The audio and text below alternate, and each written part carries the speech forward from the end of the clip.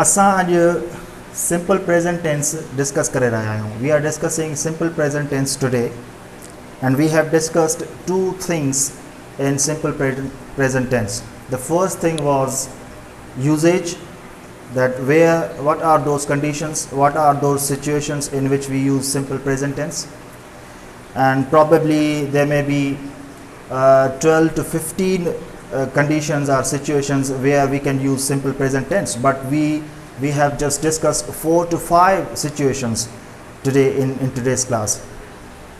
Simple present tense 10 खां 15 सूरतुनि में 10 खां 15 जायुनि ते 10 खां 15 मौक़नि ते इस्तेमालु थी सघे थो, पर अॼु असां सिंपल प्रेजेंट टेंस जा 4 या 5 यूजेजिस उन जा इस्तेमालु सिखिया आहिनि. उन खां पोइ असां सिंपल प्रेजेंट टेंस जी फॉर्मेशन जो ज़िक्र कयोसीं. That we have discussed the formation of simple present tense, that what is the sentence structure, what is the verb formation of simple present tense, that we have just discussed now. Let's move forward. Let's discuss the formation of simple present tense in some detail. I have written something on board. This is assertive, negative and interrogative. These are the forms of sentence. मां board ते कुछ शयूं लिखियूं आहिनि जंहिंमें assertive आहे, negative आहे, interrogative आहे. इहे शयूं असां थोरी पढ़ंदासीं. ही बेसिकली जुमलनि जूं मुख़्तलिफ़ शक्लियूं आहिनि, फॉर्म्स आहिनि. सिंपल प्रेजेंट टेंस में असर्टिव जुमले जो स्ट्रक्चर पढ़ंदासीं. सिंपल प्रेजेंट टेंस में नेगेटिव जुमले जो स्ट्रक्चर पढ़ंदासीं. सिंपल प्रेजेंट टेंस में इंटेरोगेटिव यानी सवालिया जुमला जेके आहिनि, सवालिया जुमलनि जो स्ट्रक्चर पढ़ंदासीं. असर्टिव खे असां अफर्मेटिव बि चवंदा आहियूं, हाकारी जुमला जंहिंमें न को सवाल हुजे, जंहिंमें न कोई न जो ज़िक्र हुजे, नफ़ी जो ज़िक्र न हुजे, जंहिंमें सवाल बि न हुजे, जेको हिकिड़ो सिंपल सेंटेंस हुजे जंहिंमें अफर्मेटिव यानी प्लेन सिंपल हाकारी जुमिलो, उन्हनि खे असां असर्टिव चवंदा आहियूं. Subject plus first form of verb plus object or adverb. V1 जो मतलब है first form of verb, that we have just discussed earlier, that the formation of simple present tense is subject plus first form of verb plus object or adverb. Object ईंदो या adverb ईंदो, पर हमेशा first form हूंदो. हिन शइ खे focus करणो आहे. V1 जो मतलब है first form. मिसाल तौर she plays hockey. कंहिं छोकिरी जो ज़िक्र आहे, शी प्लेज हॉकी, मतिलबु हू छोकिरी हॉकी खेॾंदी आहे. हाणे हिते असां ॾिसंदासीं त subject plus first form of verb plus ACS. ॾिसो प्ले सां गॾु असां एस आयो आहे. उन खां पोइ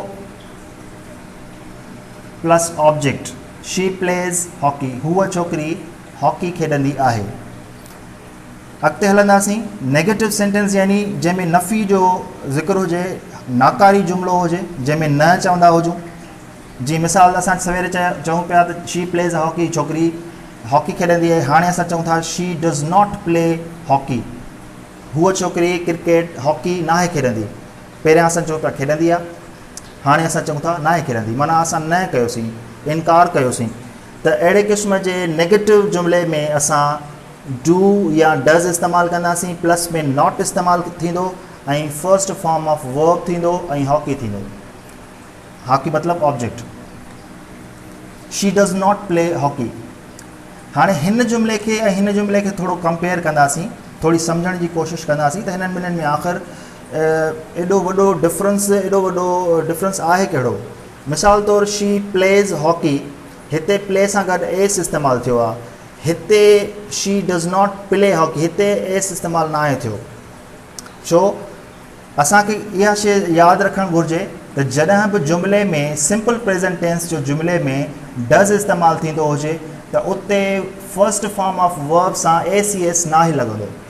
इहा शइ असांखे ज़हन में रखणी आहे. ॿियो जेको डिफरेंस आहे हिन सेंटेंस ऐं हिन सेंटेंस में, उहो इहो आहे त ही असर्टिव यानी अफर्मेटिव सेंटेंस आहे जंहिंमें नॉट जो ज़िक्र कोन्हे थियो. नॉट जो ज़िक्र असां नेगेटिव सेंटेंस में कयो आहे. जॾहिं बि नेगेटिव ॻाल्हि कंदा आहियूं त असां उते सिंपल प्रेजेंट टेंस में जॾहिं बि नेगेटिव ॻाल्हि कंदा आहियूं त असां डू या डज़ जो इस्तेमालु कंदा आहियूं, या डू इस्तेमालु कंदासीं या डज़ इस्तेमालु कंदासीं। हाणे असांखे इहो डिसाइड करिणो आहे त डू किथे इस्तेमालु करिणो आहे ऐं डज़ इस्तेमालु किथे करिणो आहे, इहो थोरी घणी खां पोइ असां पढ़ंदासीं। पर हिन वक़्तु सिर्फ़ु ऐं सिर्फ़ु असांखे इहो सम्झणो आहे त असर्टिव, नेगेटिव ऐं इंटेरोगेटिव जेके सेंटेंसिस आहिनि उन्हनि जी वर्ब फॉर्मेशन कीअं आहे, इहो थोरो सम्झणो आहे असांखे। असर्टिव सेंटेंस में डू या डज़ इस्तेमालु नथो थिए, नेगेटिव सेंटेंस में डू या डज़ इस्तेमालु थिए थो, ऐं इंटेरोगेटिव सेंटेंस में बि डू डज़ इस्तेमालु थिए थो। यानी हिन में नथो थिए, बाक़ी हिननि ॿिनि में थिए थो। इहा शइ यादि करण जी आहे। अचो इंटेरोगेटिव खे वधीक सम्झण जी कोशिशि कयूं। इंटेरोगेटिव सेंटेंस यानी सवालिया जुमिलो, डू और डज़ प्लस V1 मतलब फर्स्ट फॉर्म प्लस ऑब्जेक्ट या adverb. Does she play cricket, छा छोकिरी हॉकी खेॾे थी, छा छोकिरी हॉकी खेॾंदी आहे। शी मतलब छोकिरी ॾांहुं इशारो आहे। डज शी प्ले, छा हूअ छोकिरी, छा हूअ हॉकी खेॾंदी आहे।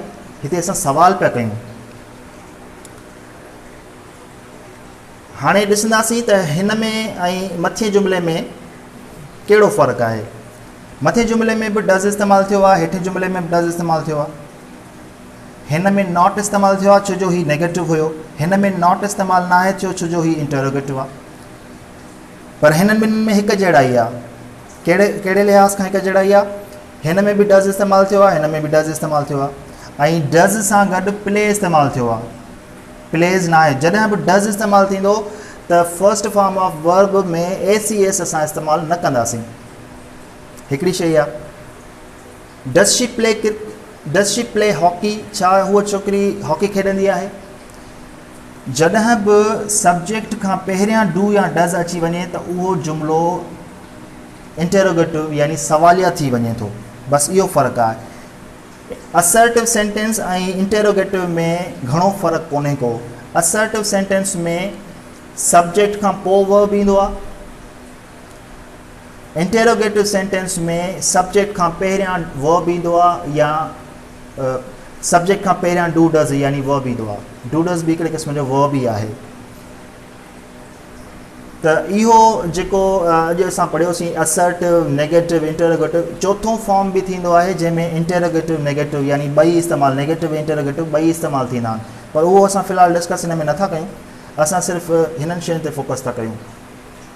हाणे अचूं था वधीक इन शइ खे थोरो इन में कुझु शयूं असां डिस्कस कोन कयूंसीं जेके रहिजी वियूं, उन्हनि खे वधीक सम्झण जे लाइ असांखे ही थोरो चार्ट ॾिसणो पवंदो। ACS असां उन्हनि वर्ब्स सां इस्तेमालु कंदा आहियूं जिन वर्ब्स जे जिन सेंटेंसिस में सब्जेक्ट थर्ड पर्सन सिंगुलर हुजे। थर्ड पर्सन सिंगुलर कहिड़ा हूंदा आहिनि। थर्ड पर्सन सिंगुलर हूंदो आहे ही, शी, इट और सिंगुलर नाउन। जॾहिं बि सब्जेक्ट ही, शी, इट या एनी सिंगुलर नाउन, को बि सिंगुलर नाउन हुजे, उन सेंटेंस जे वर्ब में ACS इस्तेमालु थींदो। जिन सेंटेंसिस में ही, शी, इट खां अलावा को ॿियो सब्जेक्ट, को ॿियो प्रोनाउन हुजे, for example I, we, you, they और एनी प्लूरल नाउन, त उन सेंटेंस में उन वर्ब में ACS इस्तेमालु न कंदासीं। इहा शइ यादि करण जी आहे। उन खां पोइ असां ॾिसंदासीं डू या डज़ इस्तेमालु किथे थो थिए। साॻी शइ आहे। नेगेटिव ऐं इंटेरोगेटिव जुमिला ठाहिण महिल असां डू डज़ जो इस्तेमालु कंदा आहियूं, जीअं असां हिते कयोसीं। नेगेटिव जुमिले में डू डज़ जो इस्तेमालु कयोसीं, इंटेरोगेटिव में डू डज़ जो इस्तेमालु कयोसीं। असांखे सब्जेक्ट ॾिसणो पवंदो त जेकॾहिं subject I, we, you, they और any plural noun, then we use do in our sentence. Whenever we find I, we, you, they or any plural noun in a sentence of simple present tense, then we use do.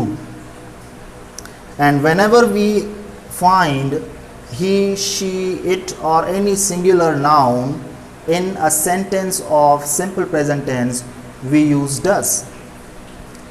Do does negative ऐं interrogative sentences में इस्तेमालु थींदा आहिनि जॾहिं बि subject ही she it या any singular noun हुजे।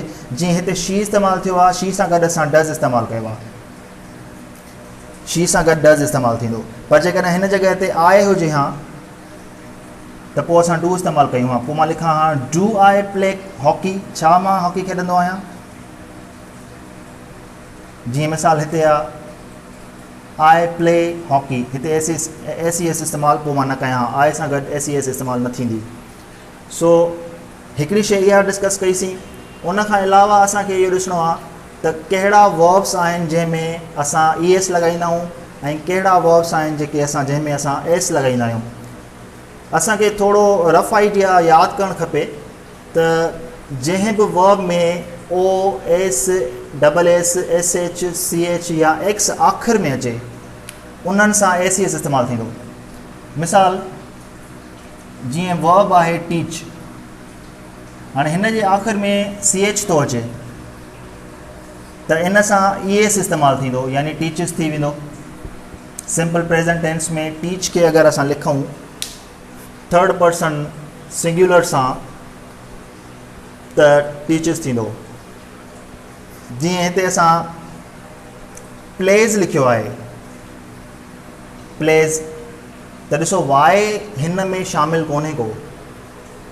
जेकॾहिं हिननि अखरनि मां हिते को अखर हुजे हा त पोइ असां ES इस्तेमालु कयूं हा, पर छो जो हिते को बि अहिड़ो अखर कोन्हे को, हिते वाए आहे जेको वाए हिन में शामिलु कोन्हे, इन जे करे असां हिन में S इस्तेमालु कयोसीं। सो इहे कुझु शयूं आहिनि जेके असां अॼु डिस्कस कयूंसीं। सिंपल प्रेज़ेंट टेंस में तमामु आसान हुयो ऐं इन सॼे वीडियो खे असां वरी ॿीहर हिकिड़ो दफ़ो ॾिसंदासीं ऐं कुझु शयूं जेकॾहिं तव्हां नोट करणु चाहियो त पोइ नोट कयो ऐं प्रैक्टिस में आणण जी कोशिशि कयो। Thank U for joining.